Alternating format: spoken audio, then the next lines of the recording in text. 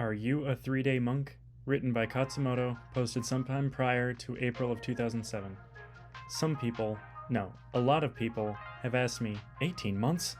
Wow, but that's a miracle! Isn't that a bit short? Are you BSing us? You must be really smart. Well, let me tell you 3 secrets. First, I am not BSing you. Second, I am not preternaturally intelligent. I'm just normal at best. Probably worse, winky face. The third secret is the most important part. It's the answer to the question, why did I achieve fluency in Japanese in such a short time?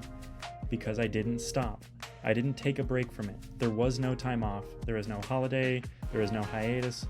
From June of 2004 up until the day I had a first job interview in Japanese, September 3rd of 2005, and up to the present day, there has not been a single day in my life when Japanese was not the dominant activity or linguistic force in my life.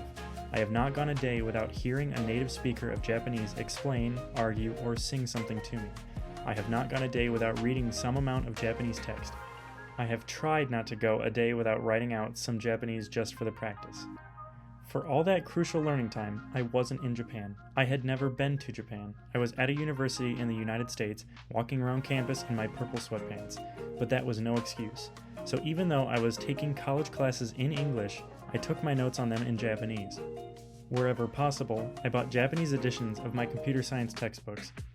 If I were in a religion with a compulsory day of rest, I would have gotten Japanese translations of those religious texts.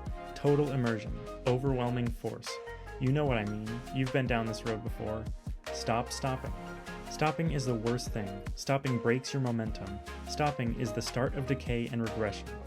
When you choose to stop, you set yourself the task of not only getting back up to the same speed as before, but also to the same altitude, the same level of Japanese. Taking a break from Japanese will hurt your Japanese a lot. Each time you stop, you lengthen the road to fluency. When you stop, you quite literally become like Sisyphus, forever pushing the rock of your Japanese ability up the hill, only to have it roll back down each time you pause. And just like Sisyphus, you have to retread the same ground to get back up where you were, always restoring, never progressing. It's a huge freaking waste of time. Sure, Japanese is quite different from English. Sure, it's unique. Sure, it uses more unique symbols in English in writing, but none of that is the problem. None of that is holding you back. After all, millions of very normal human beings have become very good Japanese speakers. The problem lies with the act of and tendency toward stopping. I love singing my own praises, and I love casting stones, people, but unfortunately I am not without sin.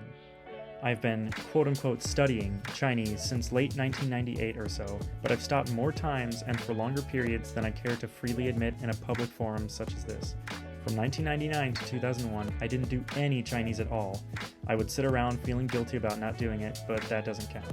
From 2001 to 2004, I took some Chinese classes off and on, but was distracted by my desperate search for tools and methods that would allow long-term memorization of large numbers of Chinese characters.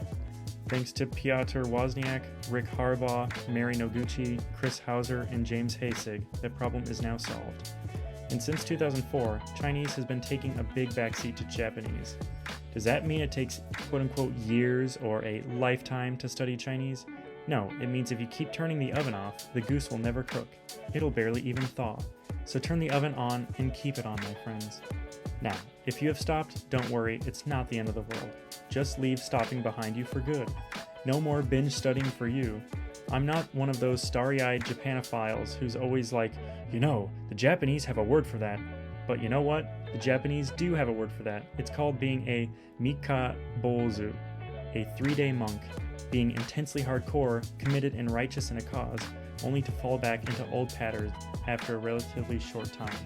You are not a Mika Bozu. You are not a 3-day monk. No Japanese learning monsoons followed by Japanese droughts for you. You study, or play, Japanese every day. You have a minimum fixed number of new kanji or sentences that you learn on a daily basis. You have a minimum fixed number of old kanji or sentences that you review on a daily basis. Maybe it's 50 new and 100 reviews. Maybe 30 new and 100 reviews. Whatever, it doesn't matter.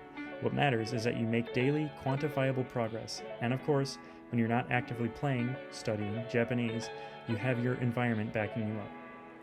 Always remember, this is a race of tortoises and hares. It is not intelligence or talent, but consistency that will win the day for you. Okay, end of lecture, smiley face. I'm going to go take some of my own advice.